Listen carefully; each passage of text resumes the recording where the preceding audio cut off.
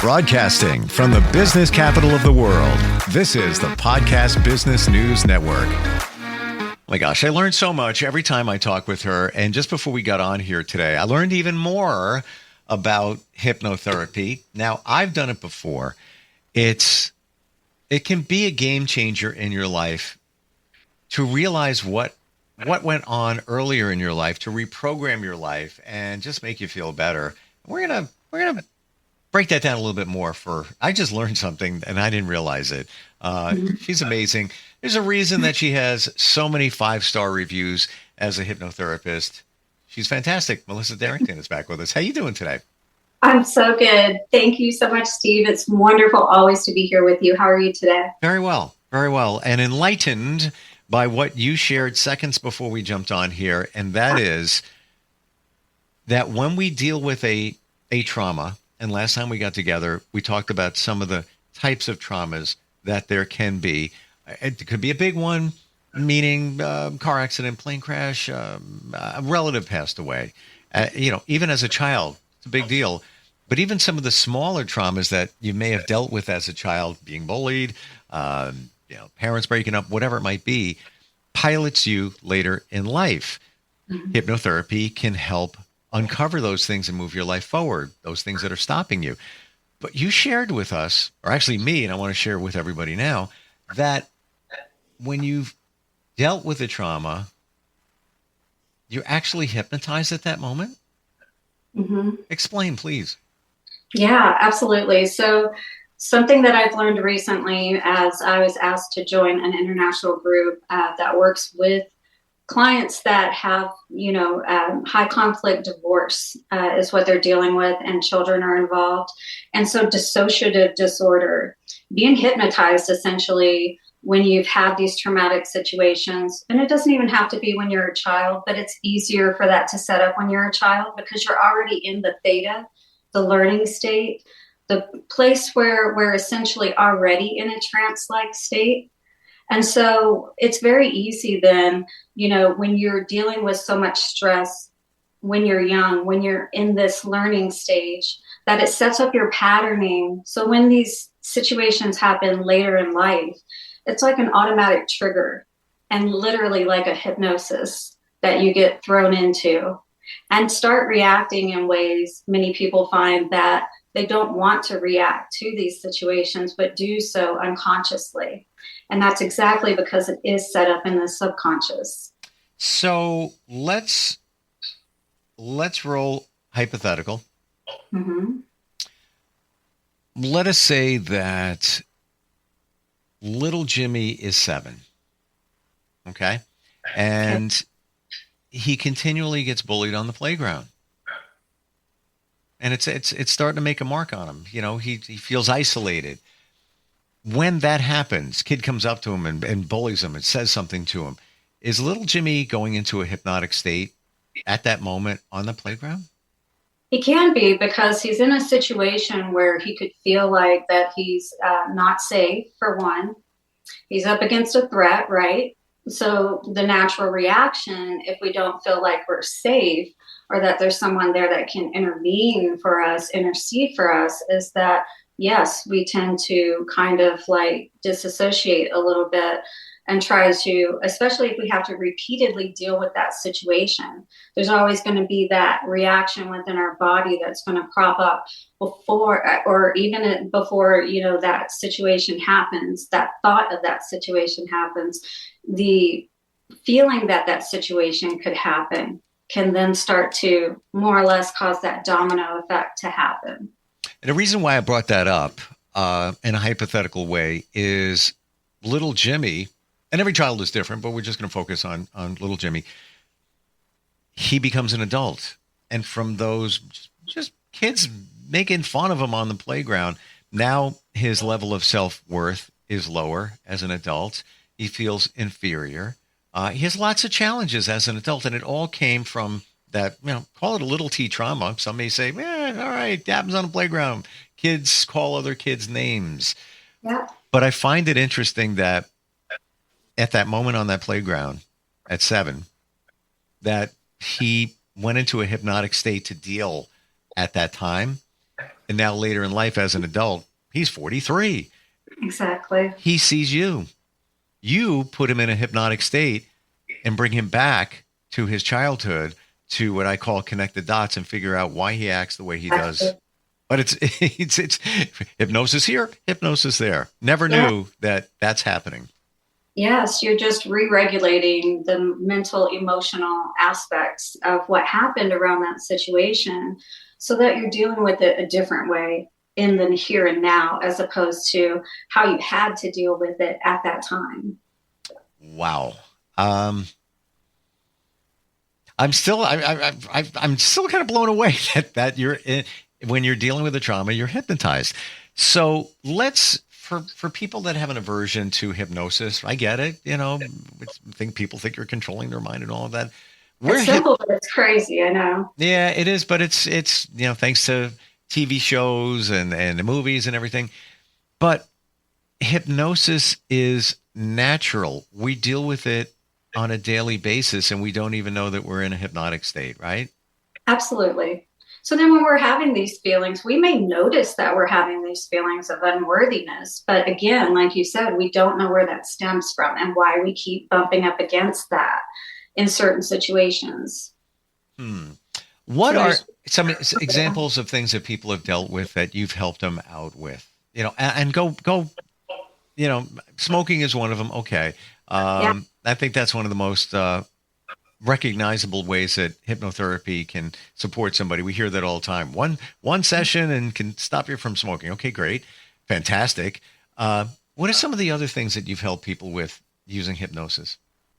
Yeah, some of the other things that I've helped people with a lot has been anxiety. It can be around different things. I've had it around people that have had a death recently, and they just one in particular, she was having a hard time with her father's death, but there was simultaneously some things going on with a current relationship that also tied into what was had happened with her father, if you will, when she was younger.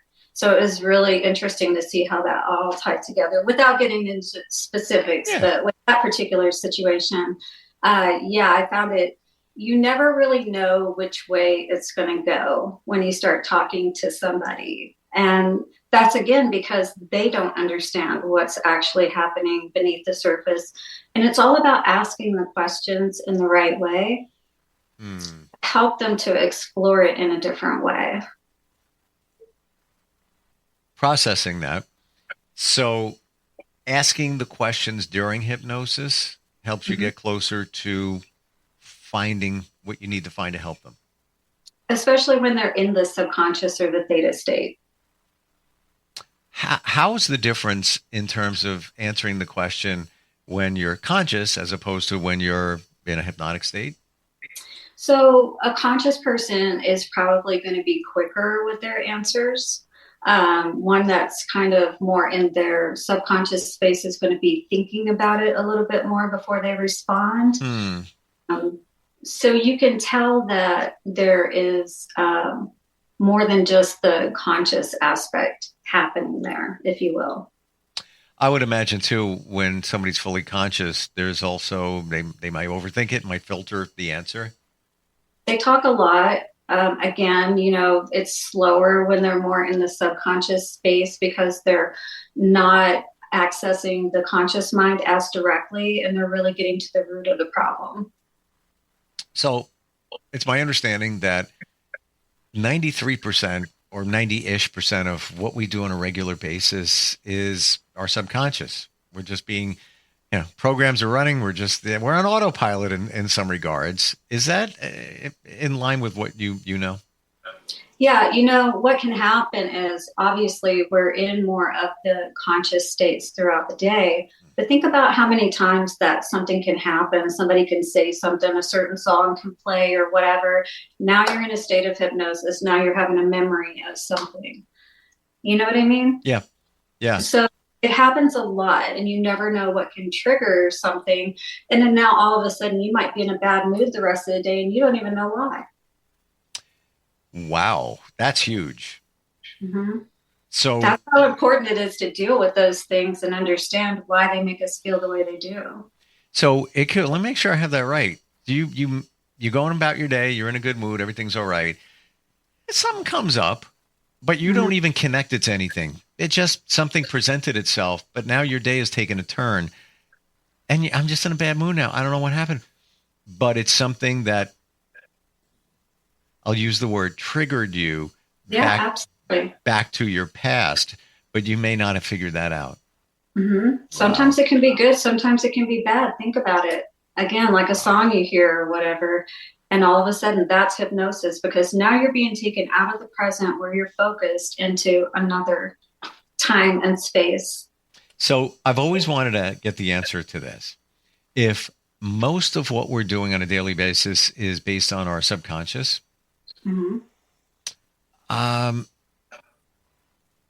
it seems that we're just on autopilot. Like we're having a conversation right now. And if 90% of us ish is our subconscious, what's really the real, what's really the conscious part of what, like it's just a conversation. I don't know if that makes sense. Yeah. Your reality is really what you believe, what you feel. And so to have that in alignment is really important. So like our conversation right now, am I referring back to things I've said in the past? Like, you know where I'm going with that? Like how are you living in the moment which is we should be doing, as I've learned in my journey. That was the most important lesson I learned. Yeah. How are you living in the moment if 90% of what we do is our subconscious and it's kind of an autopilot? Because a lot of what you're doing in the moment is also on autopilot. You're doing a lot of the same things every day. Interesting.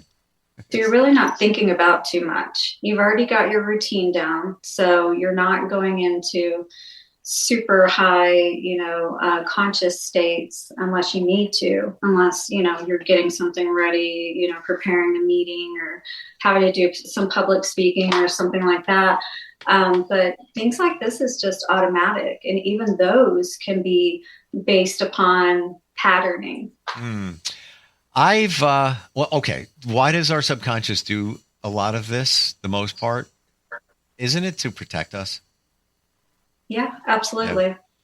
So that's exactly why we refer back unconsciously to that patterning, because that's what kept us safe at that time. Okay. Or familiarity. And where I'm going with that is I will see people, maybe meet people. I could go to the gym, right? And I'm looking over there, there's some dude over there, there's a woman over there. In my mind, some days, maybe I'm crazy, but I'll look at these people and I'll think they remind me of other people. There's a piece of that one reminds me of that person. A piece of that one reminds me. So it's a familiar, comfortable feel that I have. And I wonder if other people have the same thing. Yeah. And it's very true. Trauma is very consistent with it's what we know. It's what we're familiar with. And so that's why it's hard to break from it, because it doesn't feel right when we do. And until we make that internal understanding as to why we should, it won't. That's big. It really is. That if we're, and we're creatures of habit, right? We always want to go back to what we know because it's comfortable. Doesn't mean it supports us. So breaking free of that is not easy. I never thought of that. Exactly. It's not going to feel normal or familiar to us. So we're not really sure if it's safe, right? Wow. There's this, drop the mic. That is huge. It really is. Like that explains a lot. Yeah. Let it go. I can't let it go. Why? Because it's familiar to me. It's bad, but I don't want to let it go. And there's nothing wrong with you. It's just that you have to understand that until you get to that place within yourself where you really understand what happened, why you developed that patterning, and why it's not necessary now, and that you can make that change and be empowered to, then you're going to continue that way, most likely. What do you want people to know about hypnotherapy that we haven't really hit upon yet? Well, with the type of hypnotherapy, like I have been saying that I do, and especially with all that I keep learning about trauma and this dissociative disorder and everything now, it's even helping me to approach things that happen in my life differently. I start to introspect a lot more as to why is this cropping up? And so that helps me when I'm working with my clients to understand where their resistances can be, and also how to help them to soften more so that they can be more open to the subconscious space and learn something different. What's different about the way that you do hypnotherapy? The difference in the traditional way and the way that I am now doing it is we would typically use a script. And when our clients would come to us, it would be, of course, from that conscious space and telling us what they think is the problem and all of that. Mm-hmm. And so we would try to develop a script around that. And so it's not that it doesn't work, but it doesn't always work long term because we may not touch on everything that we really need to. With the type that I do now, I can take you in and out of, if you will, the theta and, just bring you out to a state enough to where I can test what we've went through, what you've discovered, see if that really is a good resource for you, or are there more things that we need to address? That's why I can do it all in one session. Wow. So you're in and out of a hypnotic state when you're working with somebody, it sounds like? Yes, it's called fractionization, and it causes for a deeper experience and more profound. Why? Because of you taking them in and out and addressing different things. It's not just one thing, you're addressing everything. So first thing I come, talk about the gym, they say that to make an impact, you need to push yourself and drop down again, back and forth on a treadmill. Crank it up to 6 miles an hour, then crank it down to 2. Then 30 seconds here, back and forth, and that wakes your body up in a lot of ways. Sounds a little bit the same with you in and out, because what's going on there? If you're in a 1 hour hypnotic state, I would think you get a little comfortable in that state. But now if you come out of it and you're back into it, it's I mean this in the lightest way possible, kind of shocking your body a little bit, like, oh, I'm back. Oh, no, I'm not. Oh, I'm back. Absolutely. No, you're absolutely right. You're talking about physical tension and conditioning when you're talking about the gym. This is mental and emotional conditioning. We're stretching you. We're causing you to step out of your comfort zone and really evaluate this for what it is. And by doing that and going in and out, yes, it does cause that to finally, in a sense, be like, okay, I finally get it. That's really cool. I'll be honest. Having done hypnotherapy before, thinking about what you're saying makes so much sense in getting the job done and getting the job done faster. Yes. Why not? Who wants to keep going to the therapist? Would this be true for anybody that maybe is new to hypnotherapy? For me, snap your finger and put me in right now. I love it. But short of that, is it true that if somebody has a little bit of an aversion, I'm not really sure I'm going to do it, but and I believe it's going to work, telling them that I'm going to put you under hypnotic state, we're going to do our thing, I'm going to take you out of it, and then we're going to go back in a little bit later. It's more palatable. It's easier for somebody. Yeah, there's ways you can do it without alerting them, if you will. Do your clients know that they're hypnotized, then they're out of it, and then they're back in again? I've never asked them what their feelings are when I'm doing that process, but maybe that's something I will do because it would be nice to get that feedback. But I would imagine that it would be like coming into, when you're going in, it would be like going into that imaginative or, trance-like state, but then almost like you're having a guided meditation being done with you, right?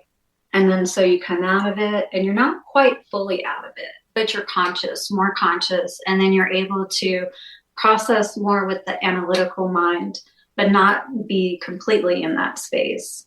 So we want to be able to work with both because that's important. They're symbiotic. You get the messages, it gets sent through the nervous system. You know what I mean? So it's important to be able to address both. And that's why the theta state is so optimal for that. Final question, on the tech side of things. I know that when you're hypnotized, there's different ways to do it. For me, I've done I even do it to myself where you look up, right, into your eyebrows for like 30 seconds, and then your eyes start to flutter, and then also you're in a certain state, or you count yourself down steps and things like that. Tech question. When you hypnotize somebody, you have to use some means to get them there. But how are you getting them out and then putting them back in? Does that mean you have to do the whole thing over again? I don't know if that makes sense. So I don't bring them fully out until I feel like we're at the end. And then I'll just ask them a simple question that's not related, like, oh, what do you have going on later today? Okay, so oh, I like your shoes, something. While they're hypnotized, you do that? When they're more at the end of it, but they're still, coming out. They're like pretty alert, but we want to break them out of it. And that's a good way to do it by just kind of asking about something irrelevant. It's so cool. How do we connect with you? How do we find you? I know that you can do this virtually. I've now that I think about it, any session I've ever had has been virtual. Yeah. And it's the best way, I feel, because then you get to be in the comfort of your home. You can still have all of the things set up to where you can hear well and you're still in a safe space. And I find a lot of people really relate to that well, but with, since 2020, I think that it's also been very helpful as well. Yeah. Yeah. Well, we broke the Zoom ice, so to speak. It's a culture. Right. It's kind of the norm. We just go to your website, or no? What's the best way to find you? Yeah, so you can find me on Google under Happy Medium Hypnosis. I also do have a website, yes, happymediumhypnosis.com, and 602-622-2684. If you're interested in any speaking engagements or to learn more about what I teach here, be happy to come and talk more about it. What makes you radically different in my eyes is that you're always thirsty to learn more. New ways to do things, parts of different associations, alliances, and things like that. Other hypnotherapists, they're fine. They do their thing and that's it. But you have a knowledge, a thirst to continually even hone your skills. One little thing here that could make it all more better for somebody. And I respect that. I think that's super cool. I do. Thank you so much for seeing that in me. I really appreciate that. Oh, I appreciate you, Melissa. Thanks for today. And we'll talk soon. Maybe next time we get together, maybe an example we could do of what it looks like to hypnotize somebody. Yeah, absolutely. Not a lot of people, I think, have witnessed that, aside from, watching TV, which is not really reality, if you will.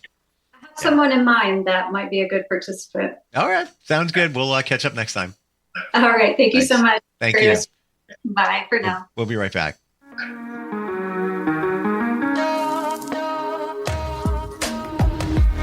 Broadcasting from the business capital of the world, this is the Podcast Business News Network. Hi, this is Terry Crews, actor, former football player, game show host, father of 5, and all-around big dude. I'm also an expert on drama. I know all kinds of drama. There's the good kind that comes with having a house full of kids. There's the bad kind, like season-ending injuries. There's the necessary kind, like having an agent in Hollywood. And there's silly drama, like the drama around my percolating pectorals. And then there's the drama you can skip. Skip the drama that comes with not having your high school diploma or equivalency. Find free adult education classes near you and finish your high school diploma. Visit finishyourdiploma.org. Or text diploma to 97779. Message and data rates may apply. Reply STOP to opt out. That's diploma to 97779. And leave the drama to actors like me. Brought to you by the Dollar General Literacy Foundation and the Ad Council.